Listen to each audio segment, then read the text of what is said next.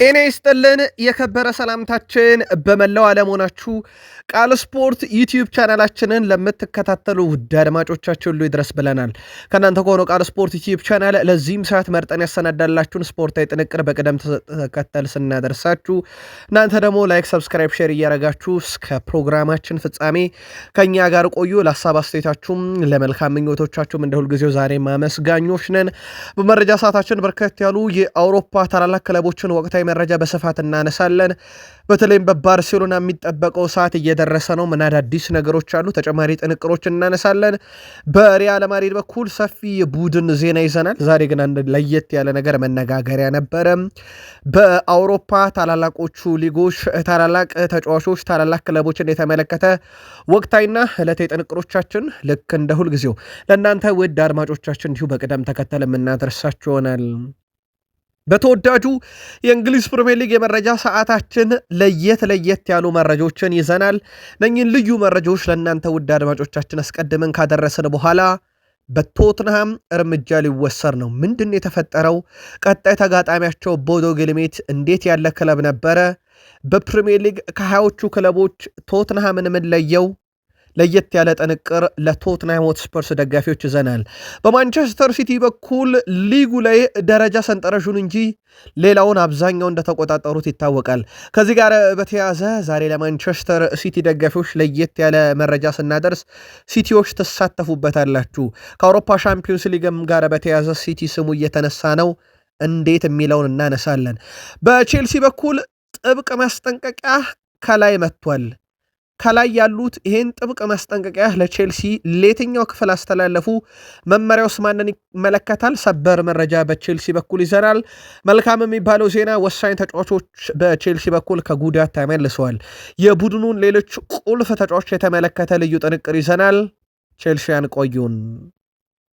ሊቨርፑል በአውሮፓ ሻምፒዮንስ ሊግ ጋላታሳራይን ሲገጥም አንድ ተጫዋቹን ያገኛል ተብሎ ይጠበቃል። ከዛ በፊት ግን ወልቭስን 2 ጊዜ ይገጥማል። ወልቭስን አንዴ በፕሪሚየር ሊግ አንዴ በኤፍኤ ካፕ ከሚገጥመው ሊቨርፑል ጋር በተያዘ ለየት ያለ ጥንቅር ለሊቨርፑል ደጋፊዎች አሰናድተናል። ሊቨርፑላውያን ትቆዩናላችሁ። በአርሰናል የመረጃ ሰዓታችን አርሰናልን ዘንድሮ ካጠነከረውና ካገነነው አንድ ጉዳይ ጀርባ ያሉ ሰውን የተመለከተ ልዩ ጥንቅር ይዘናል። ከዛ ውጪ አርሰናል በፕሪሚየር ሊጉ በበርካታ ነገሮች ቀዳሚ ነው። ቤትኞቹ የሚለው እንነግራቸዋለን። ሪካርድ ሰባሪው አርሰናል ቤት ቀጣይ ቡድኑን ለማጠናከርም እቅድ እንዳለ ይታወቃል።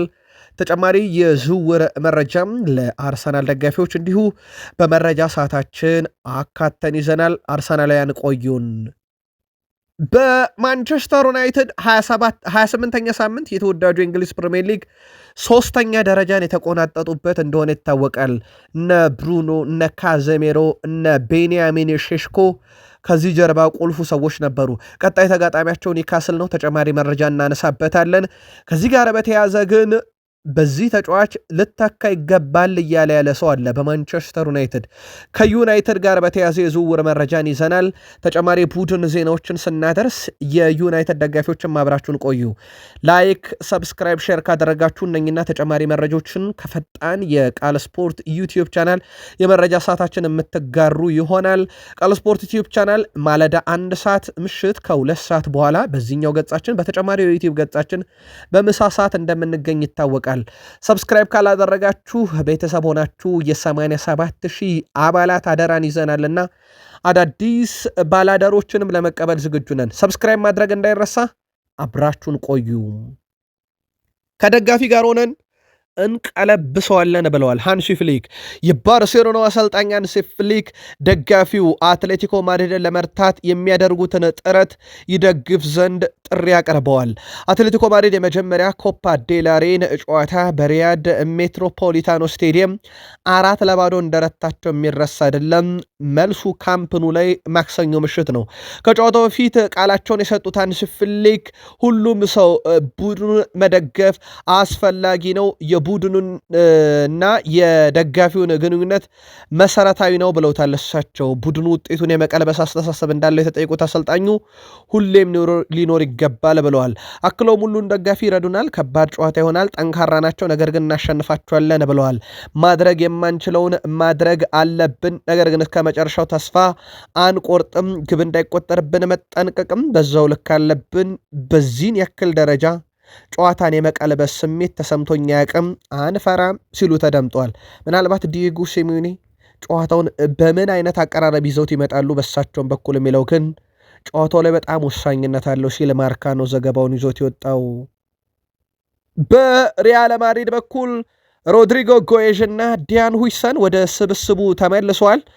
የሪያል ማድሪድ አዲስ ጉዳት ካማቪንጋ ነው፣ ከስብስብ ውጭ ተደርጓል። ጥሩ ዜና ግን የሮድሪጎ ጎዬዝ እና የዲያን ሁይሰን ወደ ቡድኑ መመለስ ነው። በተለይም በወሳኝ ሰዓት ነው ወደ ቡድኑ የተመለሱት። በዋንጫ ፉክክሮች ላይ እንዳለ ይታወቃል ቡድኑ። ከዛ ውጭ ግን ሌሎቹ ተጫዋቾች አሁንም ከጉዳት ጋር ናቸው። እነ ጁድ ቤሊንግሃም አሁንም ወደ ቡድኑ አልተመለሱም። በቀጣይ ጨዋታዎችም ያመልጣቸዋል ተብሎ ይታሰባል።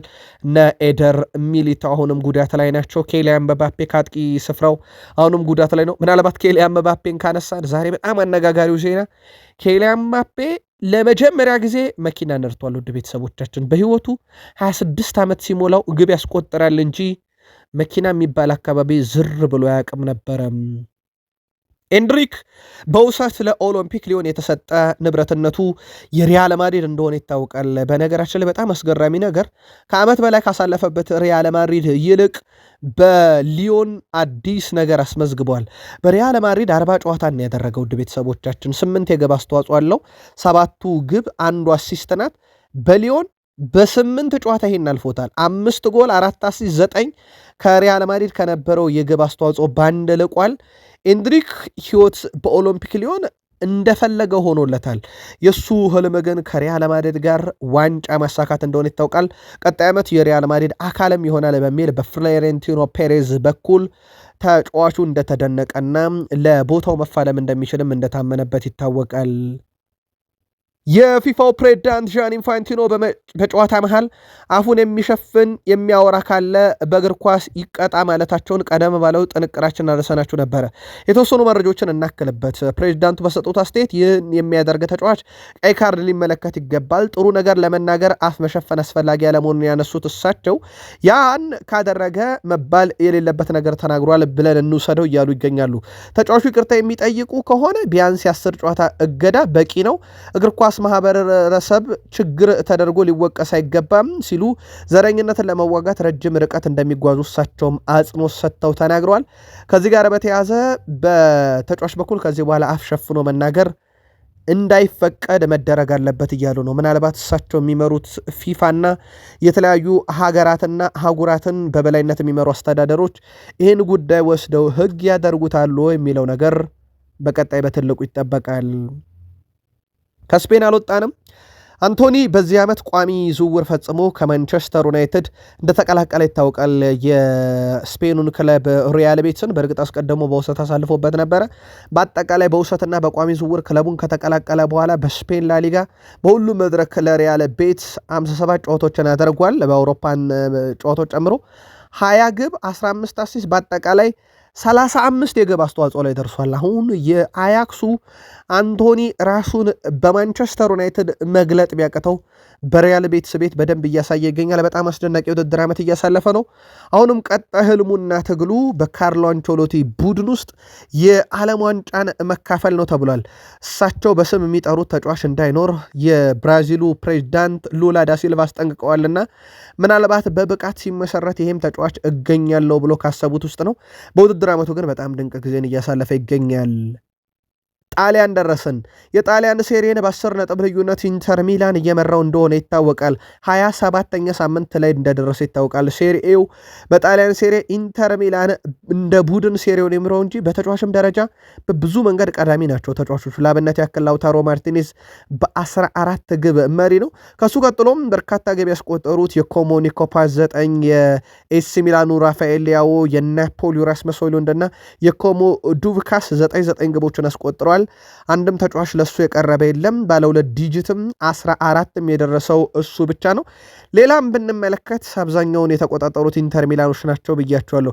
ፍሬድሪኮ ዲማርኮ 14 አሲስት አለው። ተከታዮቹ ለአብነት ያክል የሳሱሎ ሎሬንት እና የኮሞ ሮድሪጌዝ 7 ነው ያላቸውና የሁለቱ ተደምሮ ነው ከአንዱ ፍሬድሪኮ ዲማርኮ እኩል የሚደርሰው። በግብ አስተዋጽኦም ዲማርኮ 20 ስላለው ቀዳሚ ነው በጣሊያን ሴሪ። ላውታሮ ማርቲኔዝ በ18 ኒኮ ፓዝ በ15 ይከተለዋል። ተጫዋቾቹም እንዳጠቃላይ ከኢንተር ሚላን በኩል ሴሪኤውን ተቆጣጥረውታል። ቡንደስሊጋው ደግሞ በጀርመን የመረጃ ሰዓታችን 24ኛ ሳምንት እንደደረሰ ይታወቃል። ባየር ሙኒክ ሃሪኬን እና የፊት መስመር ጥምረቱ ዘንድሮ ከበድ ያለ ነው። ለአውሮፓም የገዘፈው ጥምረት ነው፣ ምንም ጥያቄ የለውም። ስሌቱ ያንን ነው የሚያሳየው። የ24ኛ ሳምንት ሁሉም መርሃ ግብሮች በጀርመን ቡንደስሊጋ ተደርገው ከተጠናቀቁ በኋላ እኛም በቃል ስፖርት ዩቲዩብ ቻናል በተከታታይ መረጃ ሰዓታችን ጨዋታዎቹና ውጤቶቹን ካደረስናችሁ በኋላ ቡንደስሊጋው ምርጥ 11 ይፋ ሲያደርግ ከባየር ሙኒክ ሁለቱን መርጧል። ኪሚችና ሃሪኬንን ቦሩሲያ ዶርትመንድን ድል ባደረጉበት ጨዋታ ማለት ነው። ከዛ በዘለለ በተጫዋች ደረጃ ባየር ሙኒክ በተጨማሪ ማለት ነው ሁለት ተጫዋቾችን ባየርን ሊቨርፑልን አስመርጧል። ከዛ አይንትራክ ፍራንክፈርት 1፣ ስቱትጋርት 1፣ ኦግስቦርግ 1፣ ቦሩሲያ ሞንቹግላድባህ ሆፈንሄም እና እንደዚሁም ሴንት ፖሊን አንዳንድ ተጫዋቾችን እንዲሁም ወርደር ብሬመንም አንዳንድ ተጫዋቾችን ማስመረጥ ሲችሉ ባየር ሙኒክ እና ባየር ሌቨርኩሰን ግን ሁለት አስመርጠዋል። በባየር ሙኒክ በኩል ከቡንደስሊጋውን መሪነት በተጨማሪ በተናጠል ደግሞ ተጫዋቾቹም እንዲሁ ቡንደስሊጋው ላይ ከፍ ያለ ጊዜን እያሳለፉ ነው። በጥራት ደረጃ ሃሪኬን ሊታመን በማይችል ሁኔታ በአውሮፓ 5 ታላላቅ ሊጎች ቀድሞ 30 ግብ የደረሰው እሱ እንደሆነ ይታወቃል። በነገራችን ላይ ሃሪኬን ከአሁን በኋላ ራሱ በቡንደስሊጋ ውስጥ ቢጫወት የሚደርሱበት አይመስልም። ምክንያቱም ዴኒስ ዙንዳፍ ገና 14 ግብ ነው ያለው። በ16 ግብ ከሃሪኬን ያንሳልና ይደረስበታል ተብሎ አይታሰብም። ኦሊሴን ብናይ 16 አሲስት አለው። ይሄ አሲስት ብዛት በነገራችን ላይ በቡንደስሊጋ ብቻ አይደለም በአውሮፓ 5 ታላላቅ ሊጎችም ከፍተኛው ነው። ሌላኛው ጥራት ማሳያ ነው። በግብ አስተዋጽኦ የሃሪኬን 35 ደርሶ በዚህም ረገድ ደግሞ ከአውሮፓ 5 ታላላቅ ሊጎች ከሚገኙ ተጫዋቾች ቀዳሚ እንደሆነ ይታወቃል። ዘንድሮ ቡንደስሊጋ ወደ ባየር ሙኒክ የኮከብ ግብ አግቢነትን የኮከብ አሲስትነትን ደግሞ ወደ ባየር ሙኒክ ተጫዋቾች ያደላ ይመስላል። ባየር ሙኒክ ግን በዚህ ጥራቱ የአውሮፓ ሻምፒዮንስ ሊግን የት ድረስ ይሄዳል የሚለው ከቡንደስሊጋው በላይ በትልቁ እንዲጠበቅ ያደርገዋል። ፈረንሳይ ደረሰን።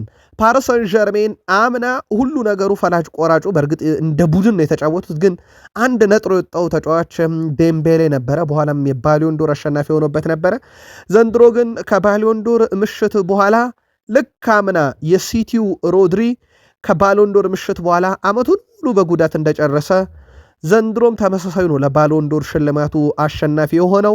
ከባሎንዶር ምሽት በኋላ ግን ተጫዋች ምንድነው የሚገጥማቸው የሚለው ሊጤንበት የሚገባ ይመስላል።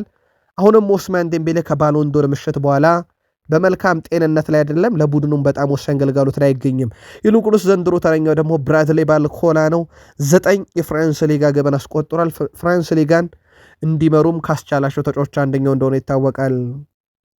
በከዋክብት የመረጃ ሰዓታችን ሊዮኔል አንድሬስ ሜሲን እናንሳ። በእርግጥ ተከታታይ መረጃዎችን ከቃል ስፖርት ዩቲዩብ ቻናል ከማለዳው ጥንቅራችን ጀምሮ ለእናንተ ውድ አድማጮቻችን ስናጋራችሁ እንደነበረ ይታወቃል። የዕለቱ የመጨረሻ ከሜሲ ጋር የተያዘ መረጃችን የሚሆነው ህይወት በኢንተር ማያሚ ነው። በምሽቱ ጨዋታ 2 ግብ አስቆጥሮ የጨዋታው ኮከብ ሆኖ 9.2 ሬቲንግ እንደተሰጠ ይታወቃል። በአጠቃላይ ኢንተር ማያሚ ቤት 90ኛ ጨዋታውን ነው በዚህ ውድድር ዓመት በአጠቃላይ ማድረግ የቻለው። ከተቀላቀለ በኋላ ክለቡን 79 ግብ አለው፣ 43 አሲስት አለው። ከተጫወተው 90 ጨዋታ በላይ 122 የግብ አስተዋጽኦ አለው። ሊዮኔል አንድሬስ ሜሲ ህይወት በአሜሪካ ህይወት በሚያሚ ምትት ያለው ነው የሚመስለው። ውድ ቤተሰቦቻችን ቃል ስፖርት ዩቲዩብ ቻናል የሰዓቱን አጫጭር ስፖርታዊ ጥንቅሮች ለእናንተ ውድ አድማጮቻችን በቅደም ተከተል እንደ ሁልጊዜው እያጋራናችሁ እንገኛለን። ላይክ፣ ሰብስክራይብ፣ ሼር አድርጉን። ከተወዳጁ የእንግሊዝ ፕሪሚየር ሊግ ብቻ ወዳገኘናቸው የዕለቱ ጥንቅሮችን ሻገር ከፕሪሚየር ሊግ የመረጃ ሰዓታችን ጋር መልካም ቆይታ ተመኘን። የተወዳጁ የእንግሊዝ ፕሪሚየር ሊግ 28ኛ ሳምንት ሁሉም መርሃ ግብሮች ተደርገው ከተጠናቀቁ በኋላ አለን ሺረርም በኦፊሻል የፕሪሚየር ሊግ ገጽ ላይና ሁስኮርድም በራሳቸው ኦፊሻል ገጽ ላይ የሳምንቱን ምርጦቻቸውን ይፋ አድርገዋል። የሁስኮርድን እናስቀድማለን። ዲን ሄንደርሰን ዩናይትድ ፓላስን ገጥሞ 2-1 ባሸነፈበት ጨዋታ የነበረው ፐርፎርማንስ ምርጥ ነው ተብሎ ተመርጧል። በግብ ጠባቂነት 4-4-2 አራቱ ተከላካዮች ኑኔስ፣ ዲያዝ እና አይት ኑሪ ከሲቲ፣ ቨርጅል ቫንዳይክ ከሊቨርፑል፣ አማካይ ክፍሉን ብሩኖ ፈርናንዴስ ከማንቸስተር ዩናይትድ፣ ዳምስጋርድ ከብሬንትፎርድ፣ ሁለት የክንፍ አጥቂዎች ቀኙን ለጎሜስ ከብራይተን፣ ግራውን ለጋክፖ ከሊቨርፑል፣ የአጥቂ ስፍራ ተጫዋቾች ሁለቱ ቤቶ ከኤቨርተን እንዲሁም ሁጎ ኤኬቴኬ ከሊቨርፑል የተመረጡ ናቸው። ውድ የቃል ስፖርት ዩቲዩብ ቻናል ቤተሰቦቻችን የእናንተ ለየት ያለ ካለ ወይም የጎደለ ካለ አጋሩን። ቀሮቹን በመረጃ ሰዓታችን ስለያዘን አብራችሁን ቆዩ። ስኩዋካ እንደ ዲን ኤንደርሰን ኳስ ያዳነ የለም ብሏል። ማንቸስተር ዩናይትድ ከክሪስታል ፓላስ በኦልትራፎርድ ጨዋታቸውን አድርገው ዩናይትድ 2-0 ባሸነፈበት ጨዋታ ላይ 2-1 ባሸነፈበት ጨዋታ ላይ 9 ያለቀላቸውን ኳሶች ያዳነው ዲን ሄንደርሰን የ28ኛ ሳምንት በርካታ ኳስ ያዳነ ግብ ጠባቂ መሆን ችሏል። በርካታ ግብ ያስቆጠረው ደግሞ በተቃራኒ ውድ ቤተሰቦቻችን ዳምስ ጋርድ ነው። የብሬንትፎርድ ተጫዋች 2 ኳሶችን ከመረብ አዋህዷል። በ28ኛ ሳምንት በርካታ ግብ ያዳነና በርካታ ግብ ያስቆጠሩ ተጫዋቾች በፕሪሚየር ሊጉ ናቸው። ሌሎች በርካታ ያሉ ቁጥሮች ሊጠቀሱ ይችላሉ፣ ግን ከሚጠበቁ ቁጥሮች ውስጥ የተወሰኑትን ብቻ ለእናንተ ውድ አድማጮቻችን እናደርስ ብለን ነው። ቶትንሃም ከፕሪሚየር ሊግ የሚወርድ ከሆነ ደሞዝ ይቀነስባቸዋል ተብሏል ተጫዋቾቹ። ይህንም ተከትሎ አብዛኞቹ የክለቡ ተጫዋቾች ክለቡ ከወረደ 50 በመቶ የደሞዝ ቅነሳ እንደሚጠብቃቸው ተረጋግጧል። የቀድሞ የክለቡ ሊቀመንበር ዳንኤል ሌቪ ባስፈረሟቸው ተጫዋቾች ውል ውስጥ ይህንን የጥንቃቄ አንቀጽ ማካተት ችለዋል። እንዴት አካተቱት? እንዴት ልባቸው አወቀው የሚለው ግን በጣም አሳሳቢ ነው። ምክንያቱም እሳቸው አሁን የሉም፣ ከክለቡ ተሰናብተዋል። የቀድሞ የክለቡ ሊቀመንበር ዳኒ ሌቪ ባስፈረሟቸው ተጫዋቾች ውስጥ ነው ይህንን ውል ለጥንቃቄ ከተውት የነበረው። እንግዲህ አሁን እሳቸው ለጥንቃቄ ከተቱት ነገር እውን እየሆነ የመጣ ይመስላል። ይህ እርምጃ ቶትናም ወደ ታችኛው ሊግ ከወረደ የፋይናንስ ችግሩን በተወሰነ መልኩ ይቀርፍ ዘንድ ነው። ቶትናም አሁን ላይ ከወራጅ ቀጠናው በ4 ነጥቦች ርቆ 16ኛ ደረጃ ላይ ይገኛል። 4 ነጥብ በፕሪሚየር ሊግ ውድ ቤተሰቦቻችን በጣም ትንሽ የሚባል ነው። ካለው ፉክክር፣ ካለው ጫና፣ ካለው ክብደት አንጻር ቶትናም ይተርፋሉ የሚል ዜና በተከታታይ ሊሰማ ዘንድ ግድ ብሏል። የፕሪሚየር ሊጉ የተለምዶ ቢግ 6 ክለብ እንደሆነም ይታወቃል። ቶትንሃም እግር ኳሳዊ መከራን እያስተናገደ እንደሆነ ይታወቃል በዚህ ውድድር ዓመት። ታዲያ ቶትንሃም ቀጥሎ የሚገጥመው በአውሮፓ ሻምፒየንስ ሊግ ቦዶ ግሊምት ነው። ቦዶ ግሊምት የተባለ በህዝብ ቁጥሩ አነስተኛ ከተማ የመጣ ክለብ ለአውሮፓ ግዙፍ ክለቦች ግን መከራ ሆኗል። ከአውሮፓ ትልልቅ ሊጎች ትልልቆቹን ክለቦች እየረታ ነው እዚህ የደረሰው። የአምና የአውሮፓ ሻምፒየንስ ሊግ የፍጻሜ ተፋላሚን ኢንተርን ረቶ ነው እዚህም የደረሰው የመጨረሻውን ጨዋታ። በቀጣይነት ውድ ቤተሰቦቻችን ታዲያ ይሄንን ክለብ ነው የሚገጥመው። ከዚህ ጋር በተያዘ ታዲያ በቡድን ውስጥ እንግዲህ ከቶትንሃም ቡድን ውስጥ በራስ መተማመን ኖሮ ይሄንን ቦዶ ግሊምትን የማሸነፍ ከበድ ያለ ጨዋታ ይጠብቃቸዋል። በአሁኑ ሰዓት ላይ እንግዲህ ቶትንሃም ሆትስፐርስ በኩል በጀርመን ከፍራንክፈርት ጋር ባደረጉት ጨዋታ ላይ 3 ደጋፊዎች የተከለከለውን አንድ የምልክት ይዘው እንግዲህ ማሳየታቸውን ተከትሎ ከአትሌቲኮ ማድሪድ ጋር ከሜዳ ውጪ በሚያደርጉት ጨዋታ ያለ ደጋፊ እንዲጫወቱ እገዳ ተጥሏል። ይህን ተከትሎ ክለቡ በአሁኑ ሰዓት ላይ ይግባኝ የጠየቀ ሲሆን ክለቡ 3ቱን ተጫዋች ብቻ ይቅጡልኝ እንጂ እኔን አይቅጡኝ ብሏል። የኤፋ ጉዳዩን መርምሮ ምላሽ አመሻሽ ላይ አሊያም በቀጣይ ቀናት ይሰጣል። በቶትንሃም በኩል ይህም ጉዳይ በጣም አሳሳቢ ነው ተብሏል። ከቶትናም ጋር በተያዘ ምናልባት ተጨማሪ መረጃ ለማንሳት በእንግሊዝ ፕሪሚየር ሊግ በዚህ ውድድር ዓመት 2026 ጃንዋሪ 1 ብለን ከጀመርን እስከ ዛሬ ማርች የመጀመሪያ 2 እና 3 ቀናት ብቸኛው በፕሪሚየር ሊግ እድል የሌለው ክለብ ቶትናም ነው። ኢገር ቲያጎ ሐሙስ ከክሪስታል ፓላስ ጋር በሚያደርጉት ጨዋታ እድል አልባ ምሽት ካሳለፉ ምናልባትም ቀጣዩ በፕሪሚየር ሊግ ተሰናባች አሰልጣኝ ይሆናሉ ተብሎ እየተጠበቀ ይገኛል። ውድ ቤተሰቦቻችን በእንግሊዝ ፕሪሚየር ሊግ የመረጃ ሰዓታችን ላይ ትገኛላችሁ። ፕሪሚየር ሊጉ 28ኛ ሳምንት ሁሉም መርሃ ግብሮች ተደርገው ከተጠናቀቁ በኋላ 8 እጮችን አቅርቦ በ28ኛ ሳምንት የእናንተ ምርጥ ማን ነበር ብሎ ይጠይቃል። ከኤቨርተን ቤቱ፣ ከብሬንትፎርድ ዳምስ ጋርድ፣ ከሊቨርፑል ሁጎ ኤኬቴኬ፣ ከማንቸስተር ዩናይትድ ብሩኖ ፈርናንዴዝ፣ ከወልቭስ ጆ ጎሜስ፣ ከብራይተን ዲያጎ ጎሜስ፣ ከአርሰናል ጋብርኤል ማጋሌሽ፣ ከፉልሃም ሃሪ ዊልሰን ተካተዋል። ልብ አድርጉ፣ ዩናይትድ በተከታታይ ምርጥ እጩ ባስመረጠባቸው ሳምንታት አሸንፏል። ከዛ ለ2 ተከታታይ ሳምንት አንድም እጩ አላቀረበም ነበር፣ ሌሎች ክለቦች ወስዶታል። አሁን ዩናይትድ አንድ እጩ አለው ብሩኖ እንደተለመደው ወይንስ ዩናይትድ እጩ ባስመረጠበት ሳምንት ከሌላ ክለብ ምርጥ ተጫዋች ይመረጣል። ለማንኛውም ከነኚህ 8 እጩዎች ለእናንተ በሳምንቱ ምርጥስ የነበረው ማን ነው? በዩቲዩብ ገጻችን ለውድ አድማጮቻችን በሐሳብ መስጫ ሳጥናችን ላይ እናንተን አጋሩን። አለን ሺረር የሳምንቱን ምርጥ 11ም እንዲሁ ይፋ አድርጓል። የሁስኮርድን መግቢያችን ላይ አንስተነው ነበረ። የአለን ሺረር በ4-3-3 የሚመስል ወይም ደግሞ በ4-1-3-2 የሚመስል አይነት ፎርሜሽን። ለማንኛውም ፒክፎርድ ግብ ጠባቂ ነው የአለን ሺረር። 4 ተከላካዮች ቲምበር ከአርሰናል፣ ሞሽኬራ ከወልቭሱ ተጫዋች ጉዬ ሲቲ እና እንደዚሁም ብሬንዝ ዋይት ከኤቨርተን፣ 6 ቁጥር ቦታውን ጎሜስ ከወልቭስ፣ 3ቱ አማካዮች ቸርኪ በቀኝ ዳምስ ጋርድ በግራ 10 ቁጥር ላይ ብሩኖ ፈርናንዴዝን፣ 2ቱ የፊት መስመር አጥቂዎች ዳንዌል ቤክ ከብራይተን፣ ሁጎ ኤኬቴኬ ከሊቨርፑል። ምርጡ አሰልጣኝ የሳምንቱ ማለት ነው ሮብ ኤድዋርድስ ሆኗል። እሳቸው ማለት 20ኛ ደረጃ ላይ የሚገኘውን ወልቭስን የሚያሰለጥኑ ሲሆኑ ልብ አድርጉ፣ ወልቭስ ከአርሰናል በላይ ቼልሲን ካሸነፈው ከማንቸስተር ዩናይትድ በላይ ፓላስን ካሸነፈው ይልቅ 2 ተጫዋቾችንም በምርጥነት ያስመረጠ ክለብ ነው፣ ከሊቨርፑልም በላይ ማለት ነው። እሳቸው ደግሞ በምርጥ አሰልጣኝነት ተመርጠዋል። ምናልባት የአለን ሺረርን እይታ እንዴት አያችሁት? በዩቲዩብ ገጻችን ላይ ጻፉልን። ውድ ቤተሰቦቻችን በተወዳጁ የእንግሊዝ ፕሪሚየር ሊግ ሲቲ አንደኝነቱን በአርሰናል ይነጠቅ እንጂ በተጫዋቾቹ በኩል ግን ትልልቅ የሚባሉ ቁጥሮችን ወስዷል። ለአብነት ያክል ሃላንድ 22 የፕሪሚየር ሊግ ግብ አስቆጥሮ አሁንም እየመራ ይገኛል። በአሲስት ሌላኛው የማንቸስተር ከተማ ክለብ ማንቸስተር ዩናይትድ በ13 በብሩኖ ፈርናንዴዝ አማካኝነት ባደረገው አሲስት ብሩኖ ይመረዋል ከማንቸስተር ዩናይትድ። እሱ ደግሞ ተከታዮቹ በነገራችን ልጅ ሃላንድ እና ቼልሲ ናቸው፣ 7 አላቸው። እኚህም ከማንቸስተር ናቸው ማለት ነው።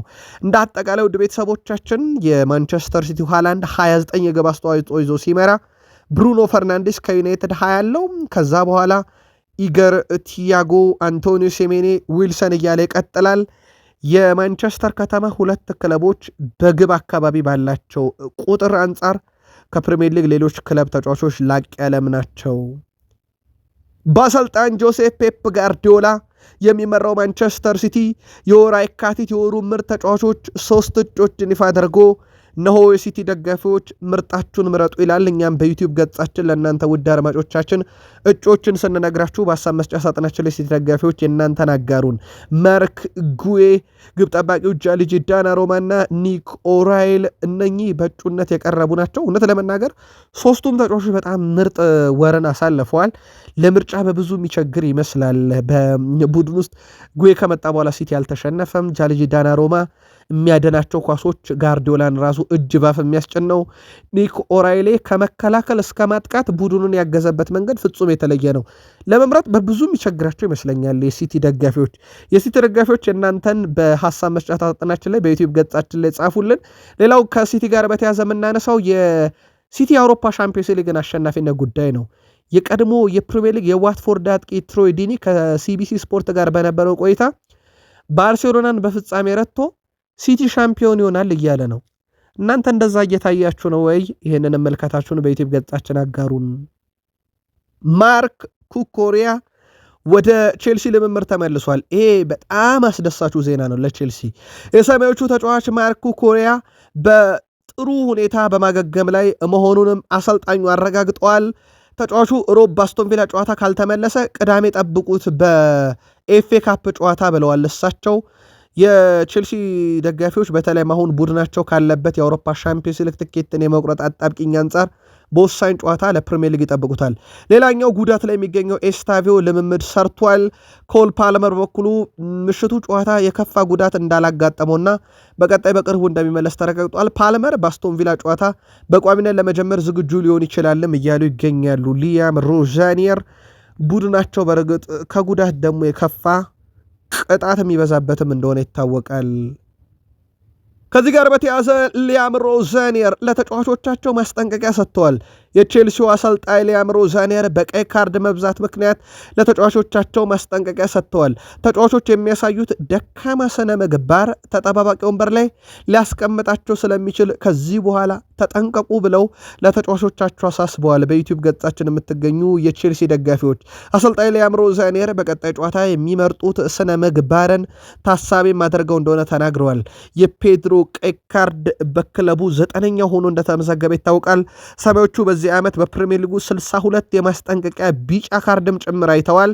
አሰልጣኝ ሊያምሮ ዛኔር በዛሬው ቡድን ስብሰባ ላይ ሁኔታው አሳሳቢ መሆኑን አንስተው ቁጥሩ እንደዚህ መቀጠል የለበትም፣ ከዚህ በኋላ ዲሲፕሊንም በጣም ወሳኝ ነው ብለዋል።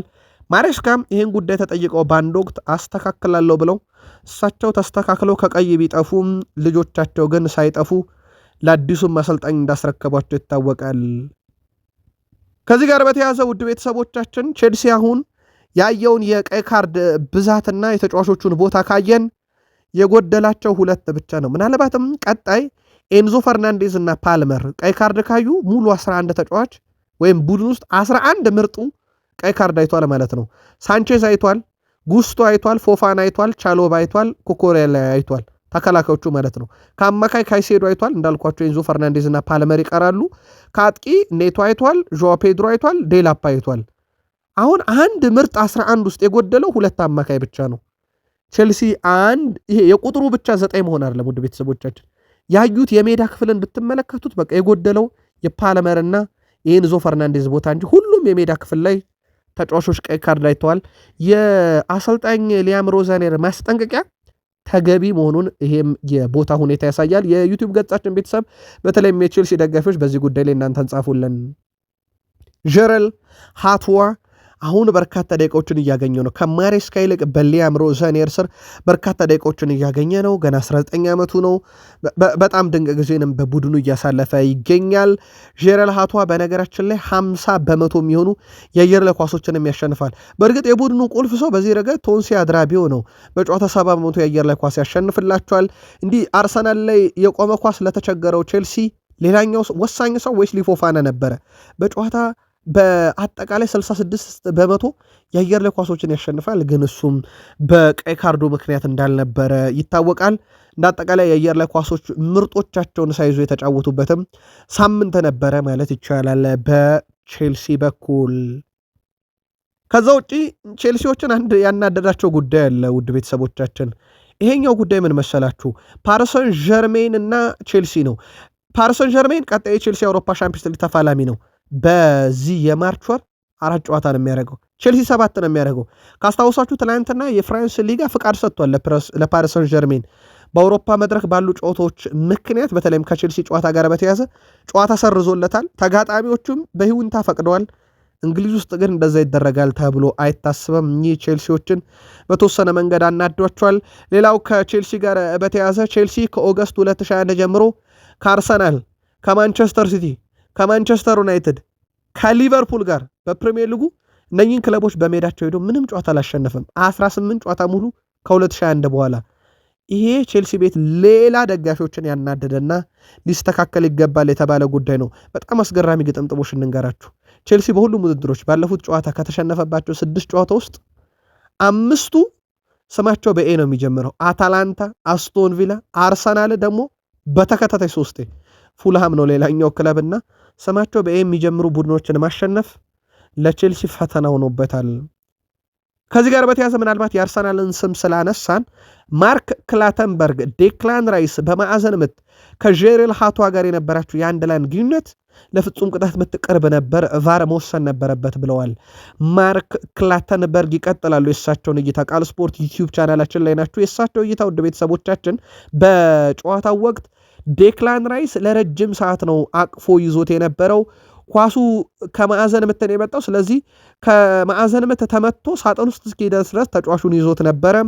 ተጫዋቹ በግልጽ እንቅስቃሴውን ገድቦታል። ኳሱን የነካው የቼልሲ ተጫዋች ጄሬል ሃቷ ነው ቀድሞና፣ ስለዚህ ይህ አጋጣሚ ለፍጹም ቅጣት ምት በጣም የቀረበ ነበር እያሉ ነው። ምናልባት ጨዋታውን የተከታተላችሁ የአርሰናልም የቼልሲም ደጋፊዎች በዩቲዩብ ገጻችን ላይ የእናንተን መልከታ አጋሩን። በሊቨርፑል በኩል በአውሮፓ ሻምፒዮንስ ሊግ ቀጣይ ተጋጣሚያቸው ጋላታሳራይ ነው። ለዛ ጨዋታ ፍሎሪያን ቬርዝ ይደርሳል ተብሏል። ይሄ ጥሩ የሚባለው ዜና ነው። ከዛ ውጪ ወልቭስ ከሊቨርፑል ጋር በሚያደርጉት ጨዋታ ያው ፍሎሪያን ቬርዝ የለም። ያለፉት 18 የፕሪሚየር ሊግ ጨዋታ 17ቱን ሊቨርፑል ድል አድርጓል። አንድ ጨዋታ በፈረንጆች አቆጣጠር 2023 ላይ 3-0 በሆነ ውጤት ወልቭስ አሸንፎ ነበረ። ከዛ በኋላ ግን ሊቨርፑል በድል ጎዳናና በበላይነት የቀጠለበት ነው። ሊቨርፑል ከወልቭስ ባደረጋቸው የፕሪሚየር ሊግ ጨዋታዎች 83 በመቶን አሸንፏል።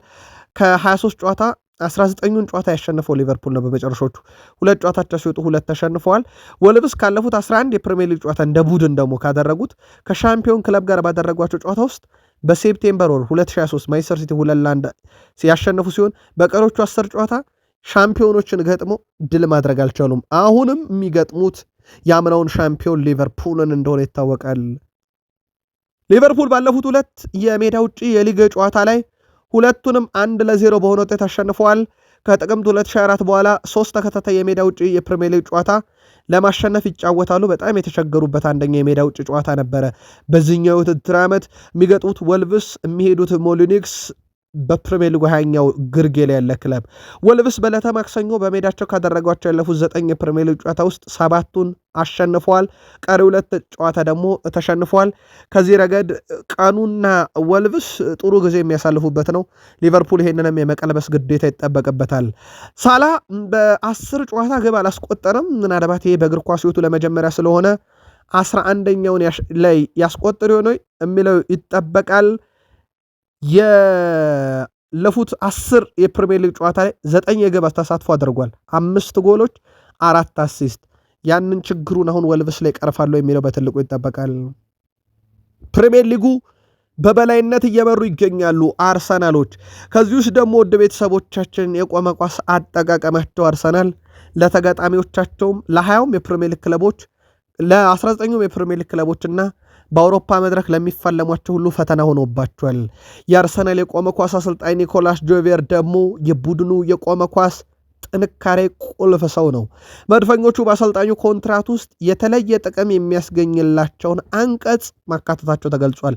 በዚህ መሰረት አርሰናል ከቆመ ኳስ ጎል ሲያስቆጥር አሰልጣኝ ኒኮላስ ጆቬር ተጨማሪ የጉርሻ ገንዘብ ይሰጣቸዋል ተብሏል። ያ ማለት ይቀጥል ይሁን ቡድኑ የቆመ ኳስ እያስቆጠረ በሄደ ቁጥር የእርሶ ገቢ ይጨምራልና አጠናክረው ይቀጥሉ የሚል ነው። ስለዚህ ከዚህም በኋላ አርሰናል የቆመ ኳስ ላይ እየጠነከረ እንጂ ሌሎች አሰልጣኞች እንደተማረሩበት ዝቅ ይላል ቁጥሩ ተብሎ አይጠበቅም። ጭራሽ አርሰናል ለአሰልጣኙ የቦነስ ክፍያም ስላቀረበ ማለት ነው። ውድ የቃል ስፖርት ዩቲዩብ ቻናል የአርሰናል ደጋፊዎች ጉዳዩን እንዴት ታዩታላችሁ? በእናንተ መልከታ ጻፉልን።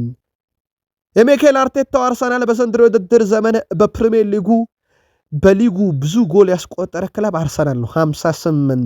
በሊጉ ትንሽ የተቆጠረበት 22 አርሰናል።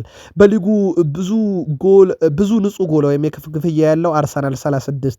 በተቃራኒ ሳጥን ውስጥ ብዙ ኳስ የነካ 980 አርሰናል ነው።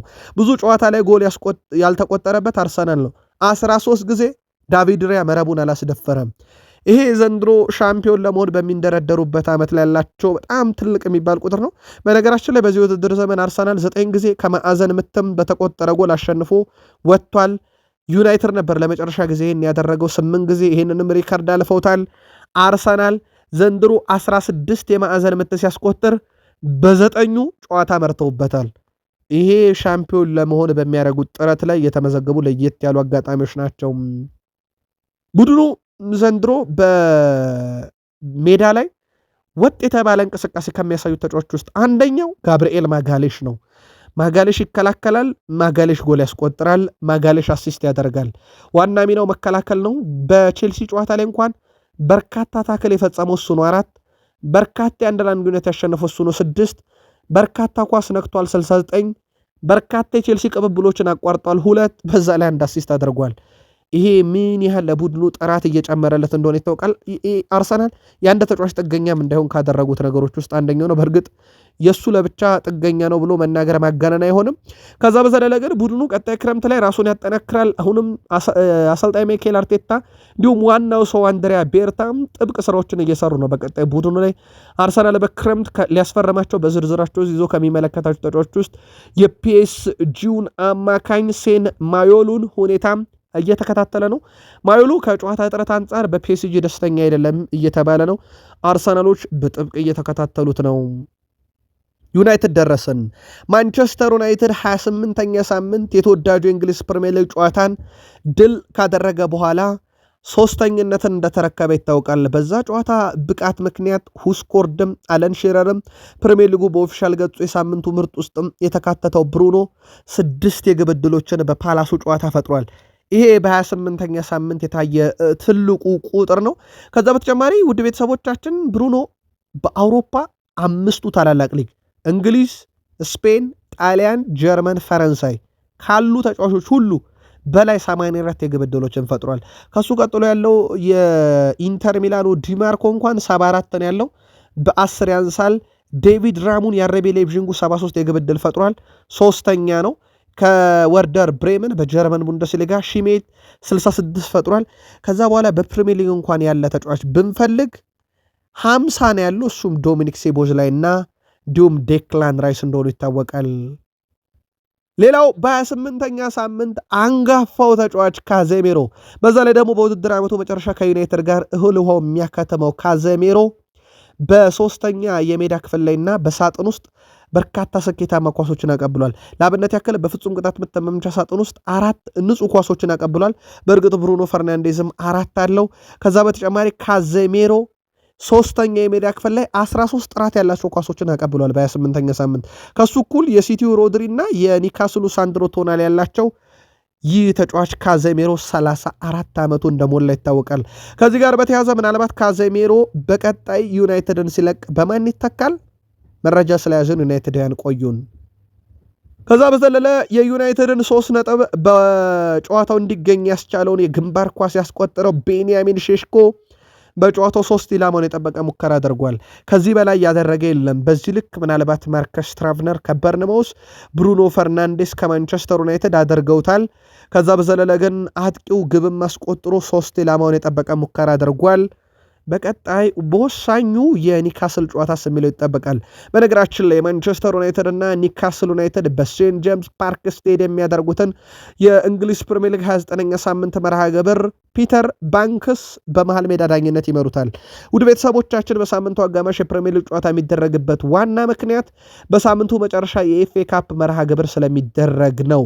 ስለሆነም ኤፍኤ ካፕ እንጂ ቀጣይ ሳምንት ፕሪሚየር ሊግ አይኖርም። ፕሪሚየር ሊጉ በዚህ ሳምንት አጋማሽ ጨዋታ ይደረጋል ማለት ነው። ኒካስልም ከዩናይትድ አንደኛው ጨዋታ እንደሆነ ይታወቃል። ካዜሜሮ ከዩናይትድ በአመቱ መጨረሻ ይለቃል። ዩናይትድ በማን ይተካዋል የሚለው ግን በቡድኑ በኩል አሁን በጥብቅ እየተሰራ ነው። ካዜሜሮ የማንቸስተር ዩናይትድን ቦታ ለቆ ሲሄድ እንደ ብሩኖ ጉማሬሽ ያለ ተጫዋች ለዩናይትድ ለቦታ ይሆናል ሲል ለቡድን አጋሮቹ ነግሯቸዋል። በተለይ መልበሻ ክፍል ውስጥ የሚወራው ወሬ በካዜሜሮ በኩል እኔን መተካት የሚችል ተጫዋች ከተፈለገ ብሩኖ ጉማሬሽ እያለ ነው። የሀገሩ ልጅ ነው፣ በኒካስል ይገኛል።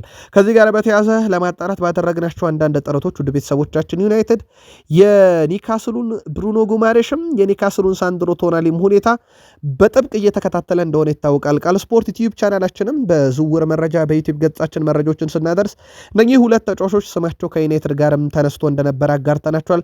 በእርግጥ ዩናይትድ ብቸኛው ክለብ አይደለም። በርካታ የፕሪሚየር ሊግ ሀያላን ክለቦችም የነኚህ 2 ተጫዋቾች ፈላጊ ናቸው።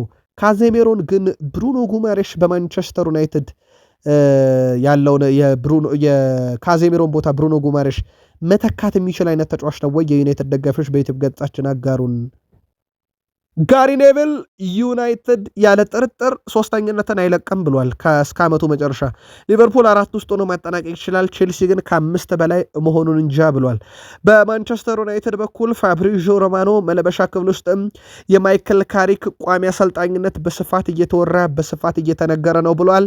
በእርግጥ ሚዲያውም ላይ እንደዚህ አይነት ድምፆች አሁን ከፍ ብለው እየተሰሙ ይገኛሉ። ካሪክ በዩናይትድ ከሰራው ታሪክ አንጻር ቋሚነት ይገባዋል የሚል ውድ ቤተሰቦቻችን የኦሊ ገነ ሶልሻየርም አጀማመር ልክ እንደዚሁ ድል የበዛበት ነበረ። ምናልባት የካሪክ ከዛ የሚለየው አለና ነው ቋሚ ይሁን ወይንስ በማንቸስተር ዩናይትድ ከሌሎች አማራጮች ካሪክን መሞከር የተሻለ ስለሆነ የእናንተ መልከታ እንዴት ያለ ነው? ፋብሪዚዮ ሮማኖ ግን መልበሻ ክፍሉ አካባቢ የካሪክ ቋሚ መሆንነት ተገቢነት በትልቁ እየተነሳ ነው ይላል። የዩቲዩብ ገጽ ቤተሰቦቻችን የእናንተን በሐሳብ መስጫ ሳጥናችን ልላኩልን። ማንቸስተር ዩናይትድ በቤንያሚን ሼሽኮ አማካኝነት በርካታ ነጥቦችን እያገኘ እንደሆነ ይታወቃል። በነገራችን ላይ ቤንያሚን ሼሽኮ ባለፉት 8 ጨዋታ ግብ ያላስቆጠረው ቶትናምና በአንድ የአርሰናል ጨዋታ ላይ ነው። ከዛ ውጪ ባለፉት 8 ጨዋታ በርንሌ 2 ግብ ስላስቆጠረ 7 ግብ ላይ ደርሷል። ብራይተን፣ ፉልሃም፣ ኤቨርተን፣ ዌስትሃም፣ ፓላስ ላይ ያስቆጥሯል። ያው 2 ግብ ያላስቆጠረባቸው ጨዋታዎች ላይ ያው በርንሌ 2 ስላስቆጠረ ማለት ነው። በዚህ ሳምንት ኤቨርተን ላይ ቋሚ ሆኖ ጀምሮ ነው ግብ ያስቆጠረው። በኒካስል ዩናይትድ ውስጥ ጨዋታ ቋሚ ሆኖ መጀመር አለበት ወይ? ኒካስል ዩናይትድ ከማንቸስተር ዩናይትድ ሴንት ጄምስ ፓርክ ስቴዲየም ረቡዕ ምሽት የካቲት 25 ምሽት 5:15 ሲል ይጀምራል ጨዋታው።